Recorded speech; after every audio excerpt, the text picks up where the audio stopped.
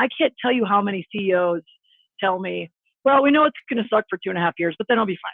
And it's like, why on earth, when people are truly anxious about what's going on in the company, their productivity is way low. So why would you give up all of that revenue and opportunity just because you're not afraid to tackle it? Welcome to the Fueling Deals Podcast, the podcast that teaches how to accelerate your business growth through all types of deals. It's time to fuel up, so buckle in with your host, Corey Kupfer.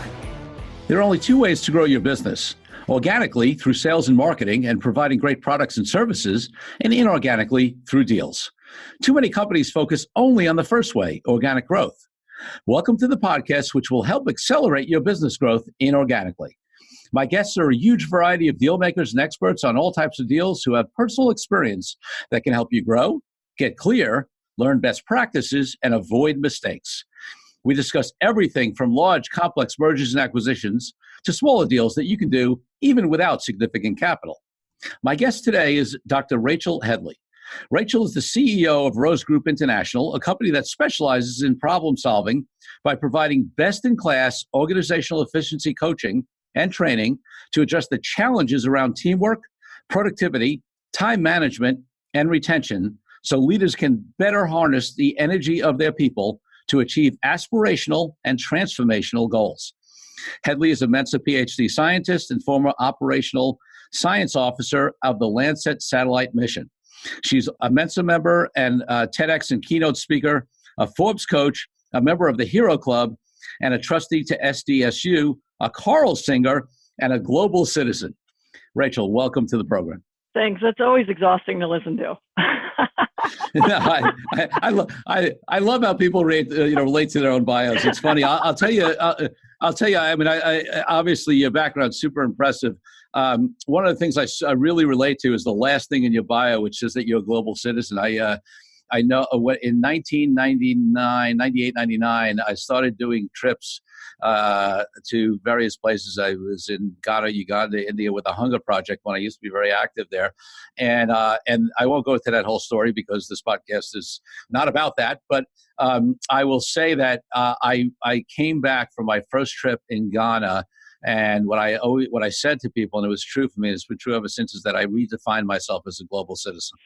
I think it's important. And actually, it's hard to leave that behind once you have that perspective, because it does color a lot of how you see the world and all the news that you're dealing with and frankly, the deals that you're doing. No question about it. No question about it. So listen, before we get into what you do now and how it impacts deals, I want to take you back. And when you were a little girl growing up, what did you want to be? Because my guess is, a consultant in the space you're in might not have been it when you were, 5, 6, 7, 8 years old. Yeah, I'm not sure. I'm convinced that I'm doing what I'm doing now as it is. I am. This will get more into what we talk about later. But as I've discovered as I got older, I have 1,000 interests, and I love doing something different every day. And that's not really conducive to the what do you want to be when you grow up kind of conversation. And I always thought I was something wrong with me because I didn't figure out what it was.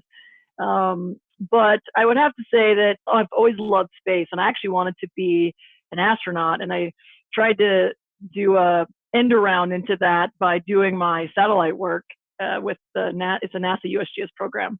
So I actually did get to do a little bit of what I wanted to be, just in a different way. That's great.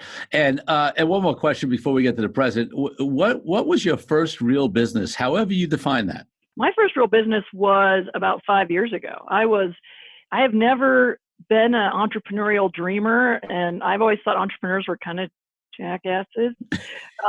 And so we could talk about how that's changed. But I never really had a passion for business. And so that's why it's so interesting to find myself here. Okay, great. So let's talk about where you find yourself. So talk a little bit, just give us a minute or two on what you do in general, and then we'll, talk about how it relates to deals. Well, what we do in general is we actually help teams work. Like, we prioritize people and we get things done. And so we love people. That's part of who we are. And what we see now, though, is a real disconnect between the executives in a company and their people and what they need to do to get things done. And we know we need each other, but man, we sure try hard not to get along sometimes. And so it's really tricky, though, because we're not like group hug people. We go in and we actually help people with organizational efficiency, because almost every problem we have in our companies has to do with people. And what we think, for some reason, we can't fix that. It's absolutely not true. We can absolutely help people get along in a way that is that no one's really helping people with. And that's really what we do. Whether it's an executive team that's misaligned, whether it's people that, a team that can't deliver on time, whether it's inter-department fighting, we can help pull that stuff off. So I love it. So many companies have those issues, right? Just, in general, whether it's, the various issues you've talked about, or all kinds of other issues in terms of how people work together. Yep. And now on top of that, they do a deal. Oh my gosh. They do a merger. They do an acquisition. They onboard a big team. They do some sort of, joint venture where their people have to work together with other people. And now you've compounded the problem, right? So talk to us about that. Well, as you know, everyone that wants deals to happen, they want to take one company and add one company and have the equivalent of 3 companies worth of outputs and productivity and all that to leverage each other's talents and skills. And what always happens is productivity totally tanks. And the reason that happens is because no one really approaches those transitions in a way that allow their people to thrive. The executive teams work on these deals sometimes for years, with all the due diligence required and the legal and the financial and all of that stuff. But like the 2 months before it happens, or it looks like the deal's going to close, then they start talking to their people about it. And then they expect their people to jump right on board as fast as they did, even though it took them 2 years to get to the place where they feel comfortable moving forward. So and then everyone just panics. Nobody knows whose job is safe. We're always afraid to tell them too much. So nobody knows whose job is safe. Nobody knows what the future is going to look like, who's going to have their job, who's not, who do I have to work with. We're partnering with a firm from India. What does that mean? Who are those people? How do they work? So it's just, it just totally tanks. And that's one of the main reasons, I would argue, that deals that have a huge amount of potential underperform. So I'm super excited, Fueling Podcast listeners, because anybody who follows this podcast has heard us raise this issue in the past. Whether it's me, whether it's some of the investment bankers we've had on, we're all great at identifying and saying, "Hey, cultural fit. Hey, integration. Post-merger integration is crucial." You've probably heard me say that I can draft the best legal agreement in the world, but if you can't figure out how to work together, it's not going to work out, right? Oh my gosh. But to date, listeners, we haven't had somebody on yet who has actually told us, well, okay, you've identified the problem, but how do you solve it? So, Rachel, how do you solve it? How do you actually pull it off, right? Well, exactly. The first thing you got to do is understand how people work. And the primer here, I'll just give you the 10% story, is that the biggest thing about change that people freak out about, and you and I love, right? Corey and Rachel are chaos people. We love different things. We like different kinds of challenges. We like different deals. We like exploring new ideas. That's how we work. But we're actually outnumbered by the people that despise that. Most people prefer an orderly progression of things. They want to know what's happening. If you come with a new idea, they want to understand how it's going to impact them and how long it's going to take, how long the chaos is going to last. And that's a really key understanding for people, because if you don't get that basic connection that the rest of the people in your team are going to dig their heels in unless they know a certain amount of information, then you're going to be fighting them every step of the way. So that's the first thing, is to figure out who is on your team. We have an assessment that we do. And whether it's, you're probably a fixer, I'm a fixer, you might not be a fixer. Lawyers are trickier. But I'm a fixer, which means I love people. I love problem solving. And a lot of people are stabilizers, which means that they love order and they like predictability. And so, man, they're going to fight change every step of the way.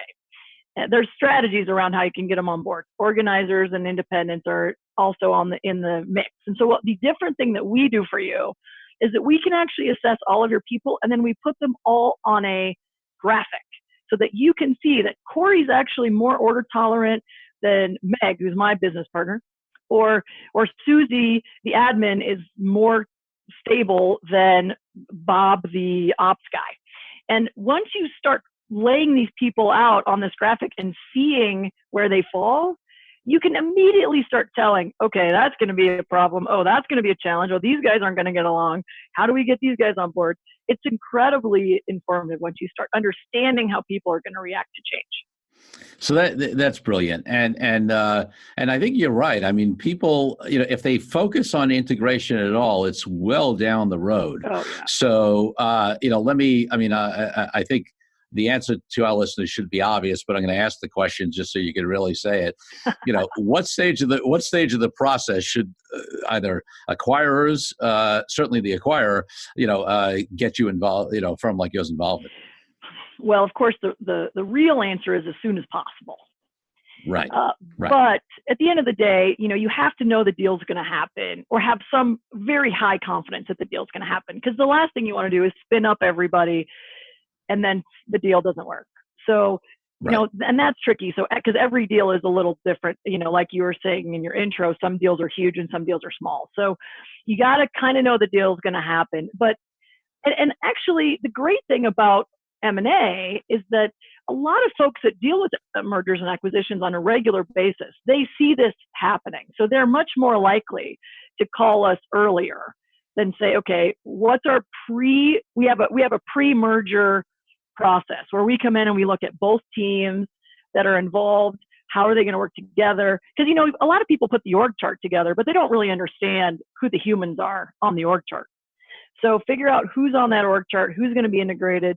And then we create a strategic plan for the executives to actually roll out what words should you say or not say? How much should you tell or not tell, depending on who's in your team. If you have chaos people in your team, they want a part in the creation of this new world that you're creating. But order people want to understand what the plan is. And so those are two very different approaches to dealing with integration based on who your people are. So a lot of people, though, call us in triage mode. After they've got the deal done, they're 3 months in and everything is chaos. And that's also okay. We love to help fix that because then it's incredibly satisfying. But so the sooner the better, or the sooner the less damage, I would say. We're kind of preventative in that way, but we can also be restorative also.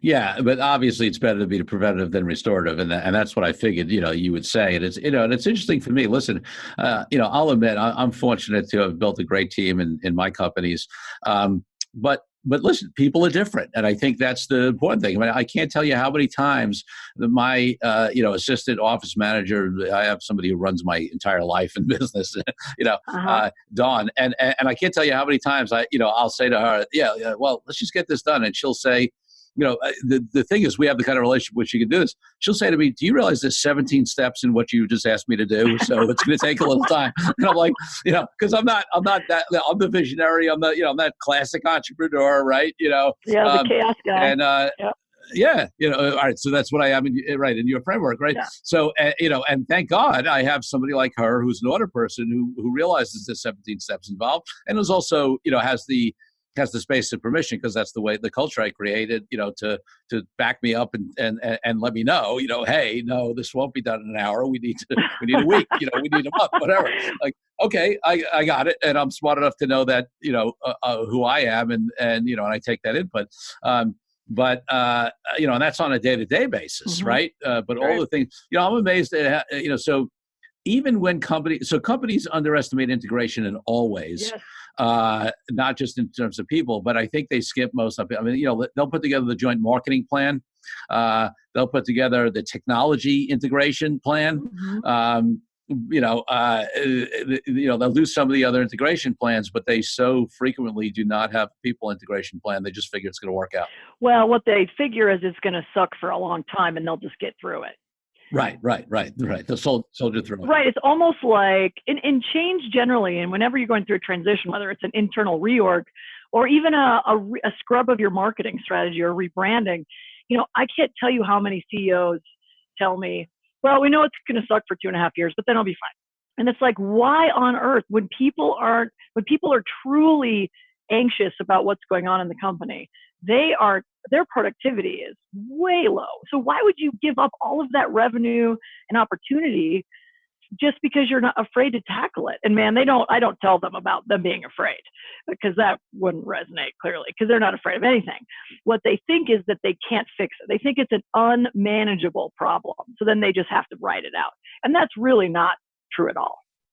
Yeah, and then you get advice like, that is overly simplistic, right? That it's like, oh, okay, what you got to do in a merger is the people who you're cutting, like you got to do it in one big swoop, because this way, it alleviates they can say everybody, hey, we made our cuts, everybody who's here is still here, and alleviates the fear on that, which I'm not saying is not necessarily a good approach at sometimes, but it's just like drilled down to very simplistic advice, right? And people don't have a complex, or let's say a more nuanced and planned out and strategic approach to it. Well, and that is a real difference too. Like we're not the Bobs on Office Space. We're not going to come in and recommend firing anybody. We're the people that make the team that you have. They're going to sing and they're going to thrive, and they're going to actually achieve things that shock you in a good way.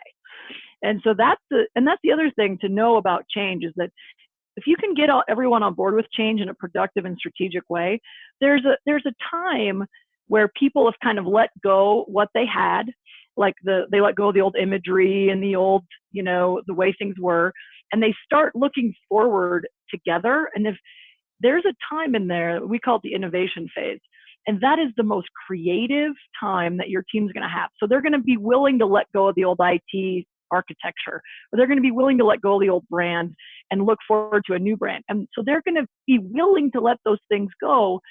And that's the most creative time that your team will ever have. And that's one of the real tragedies, is that most CEOs and executive teams throw that away by just saying, we're going to gut out this change, and we know it's going to suck. They just throw away the opportunity to leverage the creativity of their people during this very critical time. So instead of gutting it out and hoping that that the merger performs, they can actually leverage the people in a way that they would miss out on otherwise. That's great. So listen, you've alluded to it, but why don't we just lay it out for our listeners so they fully understand? Because I think I really like this framework that you've got, right? So talk to me about the different. What are all the different people in that framework? The chaos people, the order people. So lay out the whole framework for us so we understand. Sure. Yeah. Great idea. So we call it culture types, because what we really are measuring is how people like to work. What kind of work environment they can thrive in, or that stresses them out, on the other hand. So what we have is we have two axes. One is chaos to order, which we've talked about a little bit. The other axis is, it's a quadrant. So the other axis is team to self. So some of us are more self-driven. We don't need a team around us. We can go in an office and work our butts off and not talk to any other humans, and be totally fine with that. And in fact, some people prefer not to talk to other humans, right? Right. And that doesn't necessarily mean introverted. It really means that if they have to make a decision that everyone else is going to not like, they're okay with that. Some people are paralyzed about decision making because they want everybody to be happy. So that's kind of the range. And so what we do is we've taken, and to get a little nerdy about it, we basically based it on the same research that Myers-Briggs and DISC and all the other things you've ever heard about are based on. It's a psychological work from the 1920s. But what we did is they seem to kind of miss the mark when it comes to actually pulling things off. So if I know my neighbor is one color or the other, and I get 50 people in the room, I can't use that information at all to make the team work better.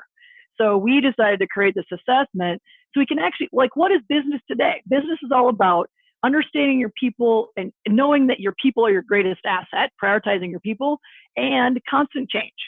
So what assessment can we create that would actually reflect who your people are in that way, and actually help you as the leader have a better team, motivate better? Everyone says you should have a resilient team. Well, freaking great, but how do I know how to do that if I don't know who the people are on my team? So it's really a way to problem solve with your people in a way that no one else really does. That's good.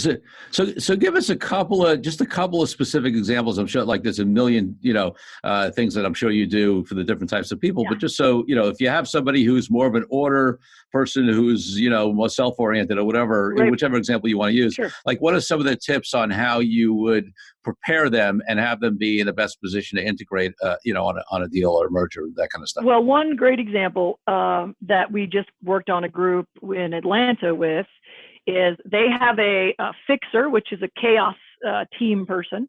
They had a chaos person we'll name him Matt.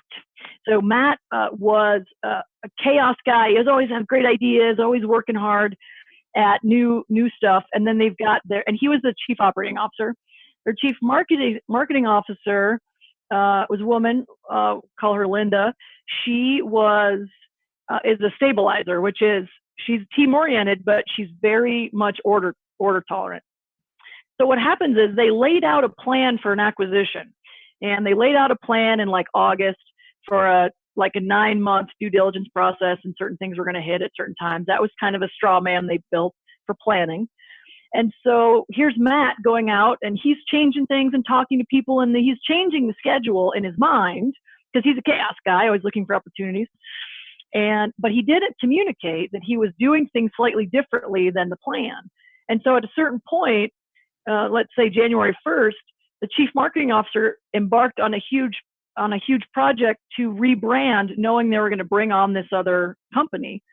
Well, come to find out that all of that got delayed by something they discovered. And so she wouldn't have had to do that work at all for like 6 months, but he didn't communicate that to her.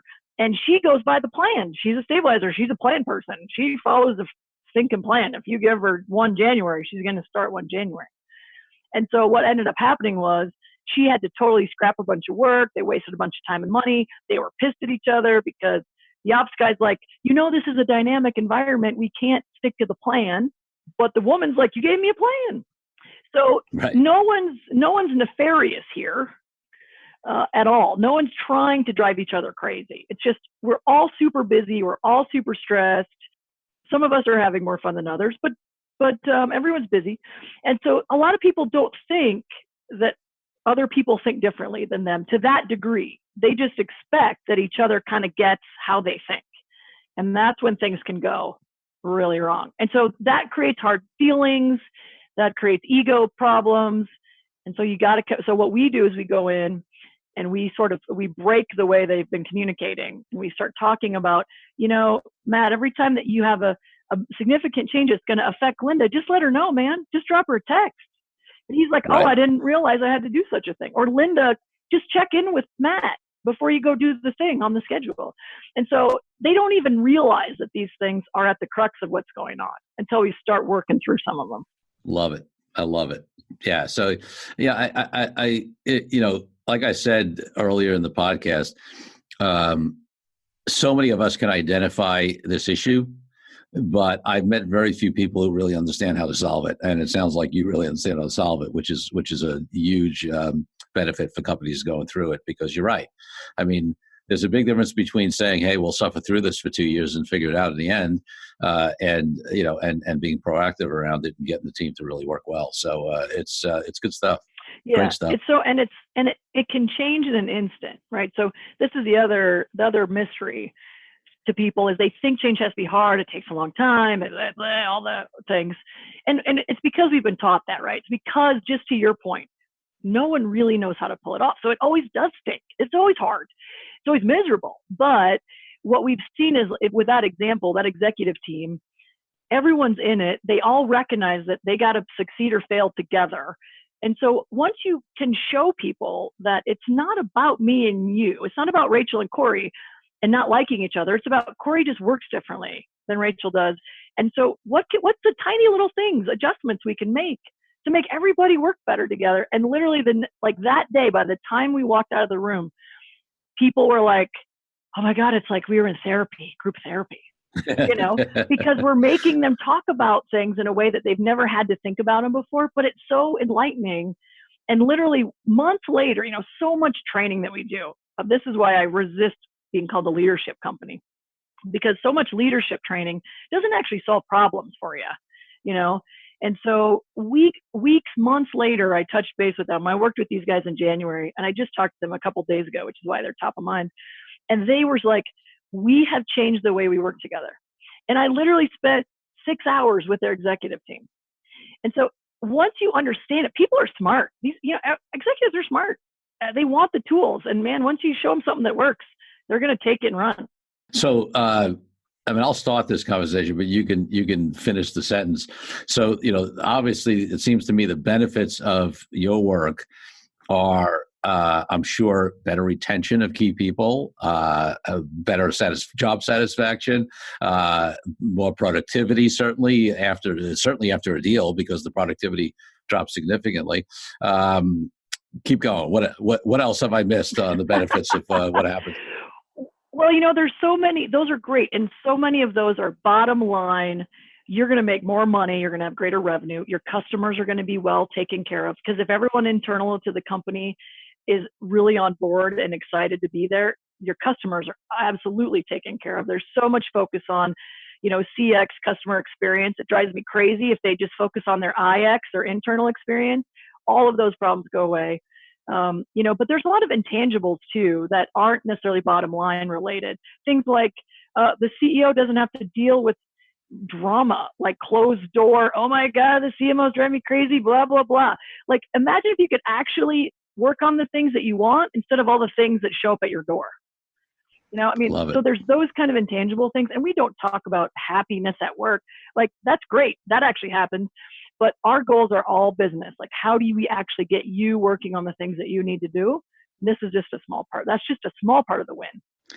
Well, listen, Rachel, I as I said to you in the pre-interview, it's great. Listeners, Rachel and I are just starting to get to know each other. She's referred from some trusted people that I know. And for me, it's great to have her not only on the podcast, but also I'm looking forward to building a relationship, because what you do is so crucial. And obviously for a lot of my clients that, we do so many deals, it's an opportunity to have another resource that will really serve them. So I'm excited about getting to know you, and I appreciate having you on the podcast.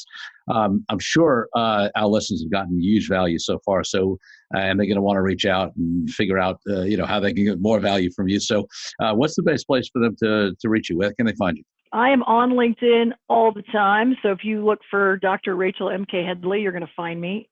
The other things, we have a book that outlines kind of the basics of the assessment and how it's used in a leadership context. It's a book called IX Leadership. It's on Barnes & Noble, online. It's on Amazon. So, and it's ixleadership.com. You Google me, you'll find me. Would love to talk to anybody about it. Super excited to always make connections. I'm a chaos person, so call me out of the blue. Love to chat. Love it. So my final question that I ask everybody in the podcast is, authenticity is one of my highest values, and it's a reason my book's called Authentic Negotiating. And for me, authenticity is not about, and by the way, one of my talks is Authentic Business Deals. It's all about authenticity is key for me. And for me, authenticity is not about external morals or ethics, although those things are ethics are important. It's really about alignment with internal truth, right? It's about living our lives and running our businesses from a place that aligns with truly who we are. And I think that actually ends up aligning us with a more universal truth. That's just my view. I'd love to hear your view on authenticity and how it impacts you in life and business, and how you sustain and achieve it if it's important to you. Well, it's funny. I love that authenticity is kind of your gig, because we are the epitome of what you see is what you get, people. And it's actually what people love about us. We actually talk about unspoken conversations and how that destroys companies. Because if you're not willing to have a conversation that's authentic, and even if you don't address things when they're small, that's the crap that gets big and unwieldy. And so, we grew up, me and my COO, we founded the company together, and we grew up on a ranch and a farm on the Great Plains. And there's just we don't pussyfoot around. We're truth tellers. We're not jerks about it, but we are absolutely all of that. We don't tell you what we think you want to hear. We tell you what you need to hear. And that's, it's just, I don't know any other way to live. We hear about authenticity all the time, and we kind of scratch our heads because we just don't know any other way. So I guess I'm probably a little naive about that. I probably should be more politically savvy and and tell people what they want to hear and that kind of stuff. But this is not how we are. No, I love that. I love that. And listen, I'm sure that's why people, I believe people are dying for authenticity, even if they have trouble bringing it in, and companies talk about it a lot, but they don't necessarily operate that way. And, Right. but I do think fundamentally at a human level, we're dying for it. So I'm sure that's why one of the many reasons why you resonate with your clients. Mm-hmm. That's great. Well, listen, I am so thrilled to have had you on the show. Thank you for bringing so much value to our listeners. Corey, thanks for having me, man. I love talking about this stuff, so I appreciate the opportunity. And thank you, Fueling Deals listeners, for tuning in. Remember, there's only one difference between companies that grow inorganically and those that don't. And it's unrelated to size, amount of capital, or any other factor, other than that the owners and executives of companies that do deals make a decision to do deals, and then they take action. Well, it's time to refuel. So until next week, Corey Kupfer signing out. Thank you again for tuning in. Be sure to leave Fueling Deals a rating and review on iTunes and Google. Check out all our episodes at fuelingdeals.com to find out more resources to accelerate your business growth.